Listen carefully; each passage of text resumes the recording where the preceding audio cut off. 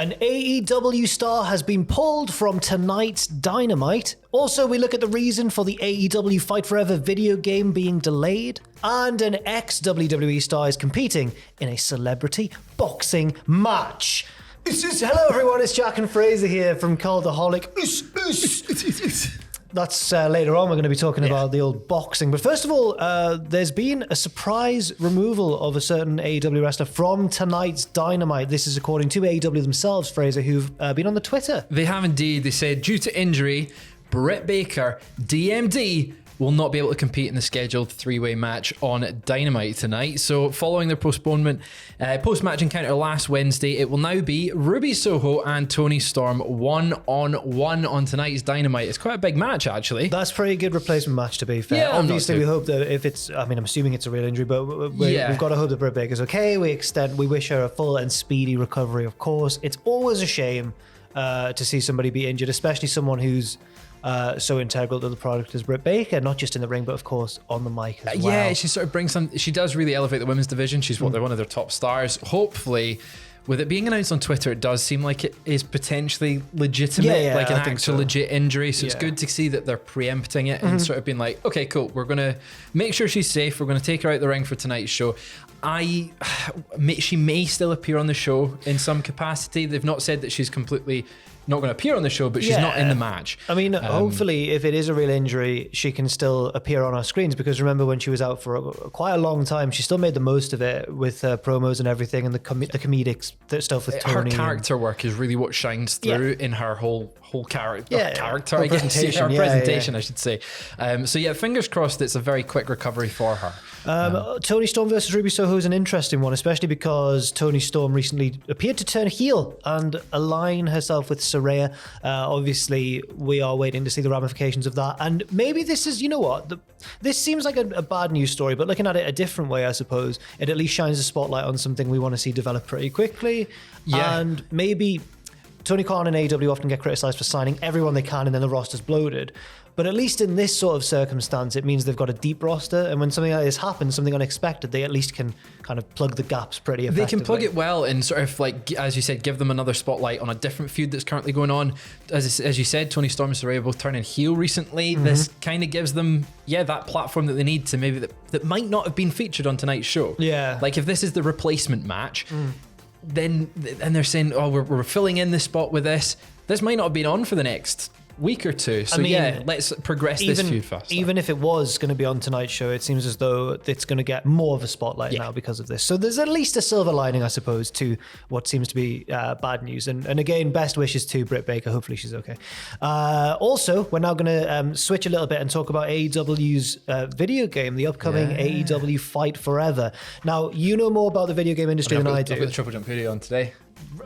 Repping.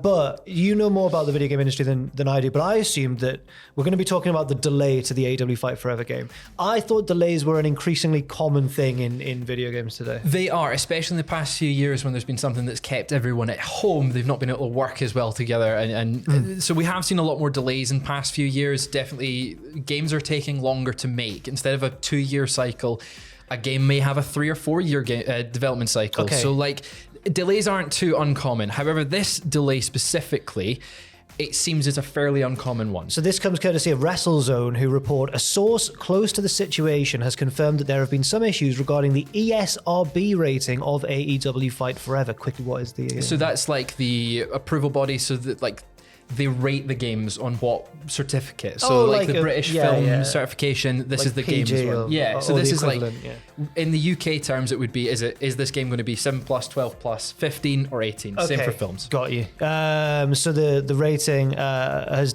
apparently there's been issues regarding the rating, which has delayed an announcement of a release date of the game. Other sources have told WrestleZone in recent weeks the amount of blood and gore in AEW Fight Forever prevented the game from achieving a teen rating on multiple occasions. So it sounds like they've tried various times. Yes, it looks like it's been maybe given an M rating for mature, and that would really dampen the amount of promotional stuff they could do for it, the adverts, the sponsorships, all that sort of stuff. Right. that's not a good rating to have. And I'm assuming that when it comes to wrestling, like your teen market's going, or like kids and teenagers is going to be quite a big portion of your market. Absolutely, Right, fair enough. The WrestleZone continue with their report saying, on the bright side, those close to the game are confident with where things are now, as the game has once again been resubmitted to the ESRB recently after multiple back and forths on it. As for what the specific issues were with the ESRB, the source didn't detail what needed to be addressed. Despite that, they did say that everyone's feeling pretty confident that the issues are resolved, but they won't know for sure until it officially comes back. Yeah, now what limited footage we have seen of the game is being quite violent. We know that they've got some exploding barbed wire matches in there. They've got a lot of blood on the canvas, which in WWE games, which generally get a T rating in America and a 15 over here, it's not as graphic as that. It's just a blood effect on the faces and stuff like that. The other thing that it could be is the use of language, depending on how often it's used, what it's used. This is all speculation on my part. Yeah, of course.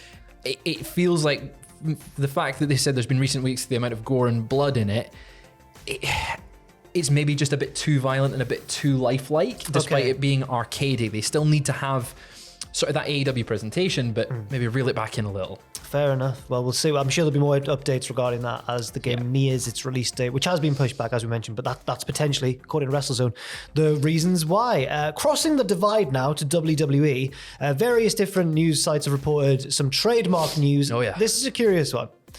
WWE have trademarked rights to the Emma name on January 20th for wrestling and entertainment purposes. What? She's been back a wee while. Yeah, no, that's not my issue. Emma, of course, referring to Neil Dashwood. Emma, yeah. What? How can they trademark Emma? Yeah. It's puzzling, right? That they've gone for just a single name. Imagine if they trademarked Fraser. How would you feel? Furious. Imagine all the fans out there of WWE called Emma who now can't attend shows under their real name. I don't know if that's the rule. I mean, they own the trademark rights in wrestling under entertainment purposes to the name Emma. So no which other wrestler can be called Emma. Just Emma. They can have other names after it, but they can't just be called Emma. Sometimes, I think maybe they've had this before when she was previously signed. But yeah, it's strange that it's taken them this long to get it, considering she's been back for about 2 months now. Yeah. Trademarks. Sometimes I feel bad for wrestlers when this happens, especially if it's a name that you can't imagine them changing once if their career goes elsewhere, if they get released or if they move to a different promotion or whatever, and it's someone like who is really synonymous with their WWE ring name. But in the case of Emma, if she were ever to leave again, I think Tenille Dashwood is now ingrained enough in people's minds that it wouldn't be too much of an issue. Yeah, it was a very popular indie name for her, right? So she appeared on Impact and stuff as Tenille Dashwood, and people now know that's her. But it's nice to have her back as Emma. Yes, it is. I kind of wish they'd give her more of a... At the minute, she's kind of just teaming with Madcap Moss and allied with him. And I wish there was a story that both of them really could get their teeth into more. Well, me and Ross actually had a look at all the returns recently in a tier list. So you can check that video out where we ranked them all and we put them all in a tier. My goodness. Can you reveal where Emma was? I can't quite remember off the top of my head. Check out the video. And finally, there's... Oh, man. Wow, Jack. That was some impressive shadowboxing. That was hardest man in Jarrow. Okay. Unofficial. This is the news we've been talking about at the start. It's the ex-WWE name who has been confirmed to be competing in a celebrity boxing match coming up soon at the April event. Creator Clash 2, or I thought it was Clash of the Creators. Creator Clash. Creator Clash. Basically, one of these increasingly popular celebrity boxing events. I also recently saw. No. I also recently saw a chess boxing one that they did as well. They played chess. You do a round of chess and a round of boxing. I think it'd be more fun to do the round of boxing and then the round of chess. No, it alternates. It is. That's sick. So you either win by checkmate or knockout. Wow. It's This is impressive. But that's not what's happening at Creator Clash. Just boxing, normal boxing. It's John Morrison, which Johnny Boxing. I always look at him, and I've got no doubt that he's actually a tough guy and everything, but I've always looked at him as more of like a martial artsy stuntman kind of guy. Yeah. Do you know what I mean? Unless he's going to be doing backflips in this match. Imagine. Backflipping at a punch. Who is he going to be fighting, you ask? Why, this is one for people more my age than Fraser's potentially, although you might remember it. Yeah. Harley Morenstein, better known as the face of the YouTube channel Epic Mealtime.